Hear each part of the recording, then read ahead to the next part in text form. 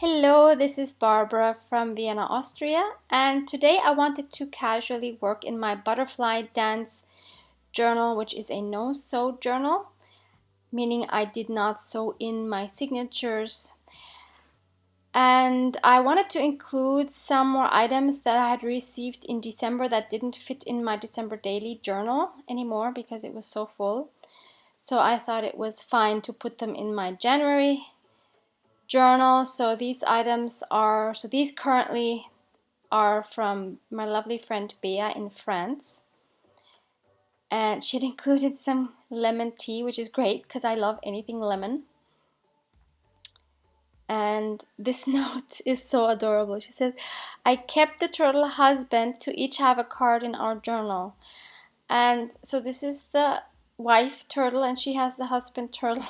It's so adorable. And this is so cute. It's a card that says Lucille and the Dragonflies. So very adorable. And she made this adorable pocket out of a children's book page, and the fox as well seems to be from another children's book. And the other two items were from Haley and from Cassie. And this book I had just found that day at a secondhand bookstore that I had just discovered. And can you believe this? I mean, this book is incredible. Obviously, I had to buy it. It was more expensive. This cost me 10 euros. But I think this is going to have to be my next junk journal because, I mean, it has my name and it's exactly my style. And and it was published in Vienna. And it's from, what was it, 1952? Is that what it says? I can't read it now. I think it was 1952. The girl on the front, what she's wearing is a traditional Austrian dress called a dirndl. And I actually still have one of those. My mom used to sew some of these for me by hand. They were absolutely adorable. And I used to wear those on occasion. So yeah, that is my book. What can I say? It found me, I think, instead of that I found it. So first I wanted to include this cute card and tag from Haley. So Haley and I had agreed to exchange one handmade item that we could each put in each other's journal, which I thought was great. So, and this one is from Cassie. This was in one of my December mails. It was a happy mail from Cassie. And the great thing about a no-sew journal is you can just insert things very easily. So I was trying to figure out a way that I could include the tag as well and could somehow attach it to Haley's card. So I found this piece of embossed cardstock that I had in my stash, and I'm going to make a little pocket out of that I can slip the tag into the back of the card. So now what I'm doing is I'm just making this pocket by folding over 3 of the sides, making sure that it's still wide enough to fit the tag in. And then I'm just cutting the corners to get rid of any excess bulk. I'm gonna ink up the edges with my vintage photo distress oxide, making sure it fits, and then I'm gonna use my tacky glue to just glue down those 3 sides.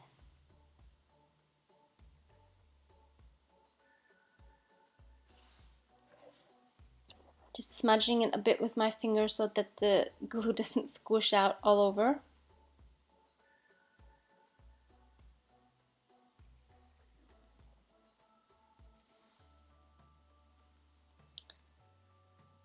And now I'm putting the tag in so that fits in there quite snugly. But of course I have to decorate the pocket as well. So I'm taking out my ephemera book, and if you haven't seen and are interested in seeing how I made that, I will leave the link to how I made that in my description box below. And I'm going through my ephemera trying to find something that I could use for the front of the pocket. And I see this beautiful red leaf which had come in a Happy Mail as well, and I thought that would really pop nicely and work well with the red on the tag on top. And then I also had these birds, which are die cuts, which were also in a Happy Mail. And I have them in blue, and I have them in this neutral book page, and it was a tough decision. I liked both, but in the end I went with the blue one. I am gluing down the bottom half of the leaf to make it a tuck spot, and of course I put much too much glue as always, but it's okay because it will dry transparent. And I thought it would be better if I also glued just the bottom of the bird as well so that I don't lose it.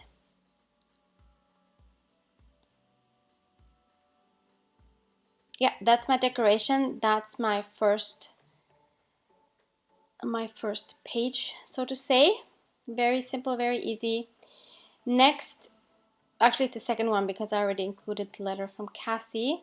Now I'm trying to find a page where I could include this cute fox. I love fox. I don't know why. I think they're so adorable. And I'm trying to look for the perfect page for him. And somehow I really liked how he looked with that font in the back and the flowers on the opposite page. So I am just gluing down the right hand side so that he becomes a tuck spot. That's such a good idea to just take an image either from a fairy tale book or I've also seen Irit do this with some photos. If you don't like the background, to just cut out the focal points, those could be people or whatever you have, and then use that as a pocket or a tuck spot. I think that's such a fun idea. And I wanted to make a tag to put in this tuck spot, and I wanted to use this French newspaper as a background for this tag, and I wanted to use that front part because it was showing the date of the newspaper.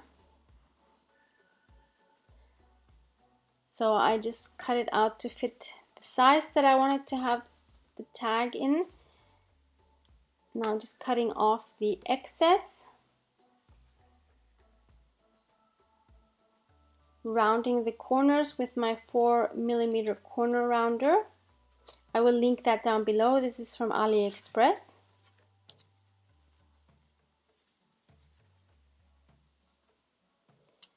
And of course it needed something else in the front.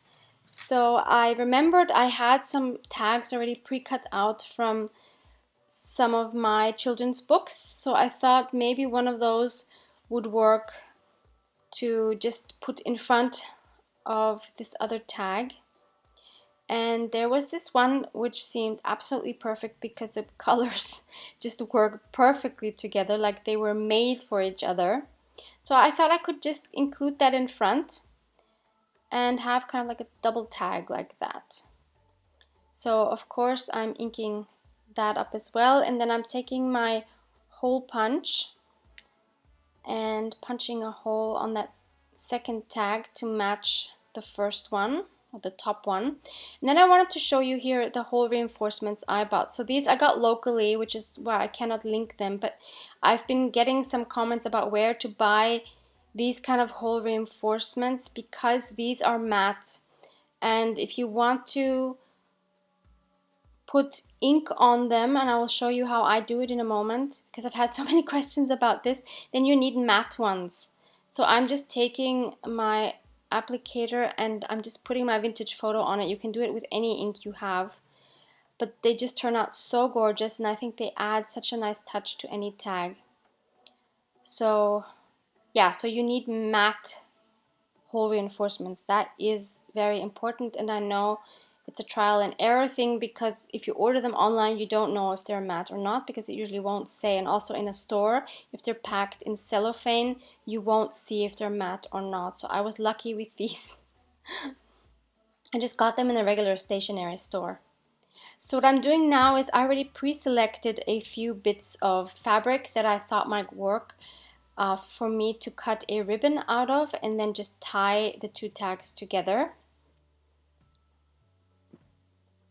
So my final choice is this one because I thought the darker blue went well with the shirt of the dwarf. And so I just cut out the strip and I'm going to use that just like a little ribbon.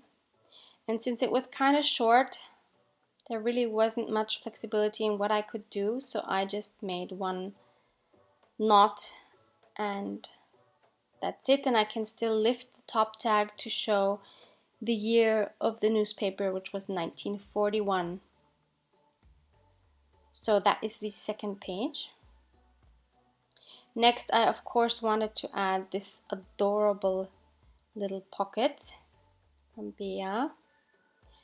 And again, I'm looking for the page I would like it best, and I find the perfect one, which is this one. Because you see that parrot on top there.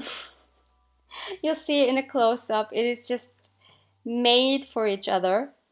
I love it when these things just happen. So I'm gluing it down so that it also has a pocket on the side as well as on top.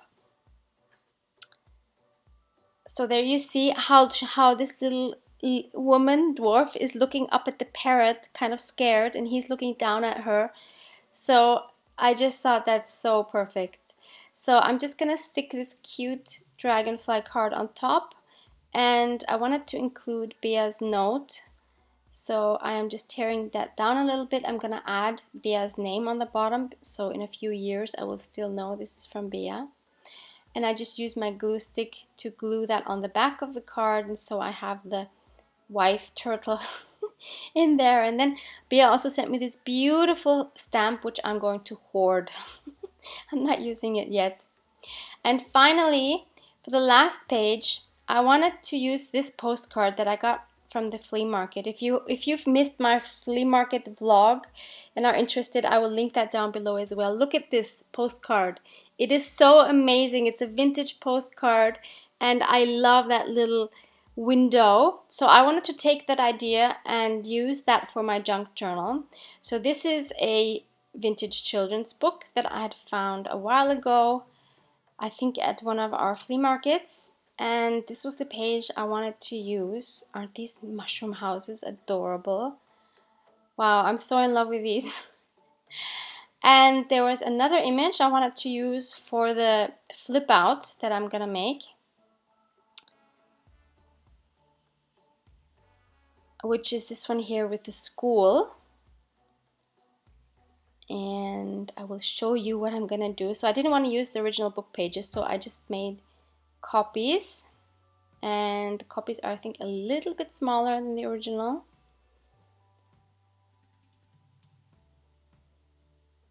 So I'm looking for a page, and I'm choosing this one which has some Greek font on it, and I just cut it down to fit my page. So, and now I'm cutting this kind of into a strip. So this is what I'm going to be folding up to be my pull-out thingy, just like we had in the postcard, except I'm going to do a horizontal pull-out instead of a vertical one. Here I'm just measuring how big the door needs to be so that I could fold this up into the door. Just trying to figure out what it would look best to fold it like.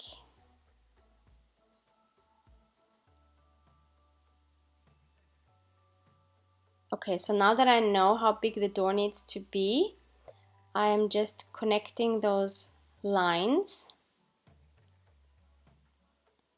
And I wanted the door to be right above the door of that illustration. So I'm taking my X-Acto knife and I'm gonna just go along 3 of the sides, so the top, the bottom, and the right side, so that I can fold open this door. And I did a horrible job cutting it, especially the bottom cut now. I don't know how difficult it is to cut a straight line, but apparently It's very difficult. And yeah, look at that. What did I do? Anyway, I considered redoing it, but then I'm like, no, nope, not gonna print it again. And I decided to just let it go. So now I was just erasing all the pencil lines, and I just want to make sure that this thing fits inside. And now I'm inking all the sides plus the door. So now you can really see the door stand out. And I just glued it onto the page with my glue stick, leaving out the door. So the door obviously still had to open. So that's what that door looks like. And you can hardly see that on the bottom. I really messed up. And now I'm going to glue in, no, first I'm going to distress the edges all around as well, including the folds. And I'm going to glue down just that last fold into that door.